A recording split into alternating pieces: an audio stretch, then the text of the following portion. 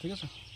আৰু আজি যিহেতু আহিলোঁ মই আমাৰ ভবানীপুৰৰ ঠাই এডোখৰত আৰু তেওঁলোকৰ মাজত তেওঁলোকৰ মনৰ বুজ ল'লোঁ। আৰু বানপানীয়ে যথেষ্ট ক্ষতি কৰিলে আৰু যিহেতু ইমানেই ক্ষতি কৰিলে আমি একো বস্তু দি তেওঁলোকক মানে সেই ক্ষতিটো আমি পূৰণ কৰিব নোৱাৰোঁ।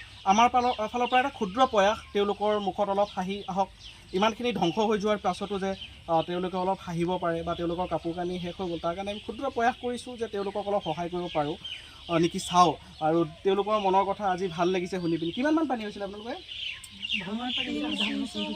টিঙৰ পৰা একদম 4 আঙ্গুল 10 আঙ্গুল মান বাকী থাকিল। আৰু দৰ্জাখন মাৰিব নোৱাৰিলে গোটেই বস্তু বাহানি ওলাই চিলিণ্ডাৰ গুচি গ'ল ন? ফেন এখন আছিলে, ল'ৰা ছোৱালীৰ কিতাপ দৰ্জা খোলা থাকিলে তেনেকুৱা একোৱে হেৰি কৰিব বিল্ডিঙত ওলাই গ'ল ন? তেনেকুৱা চাবলৈও নাই হোৱা তেনেকুৱা আহিলে আমাক চাবলৈ।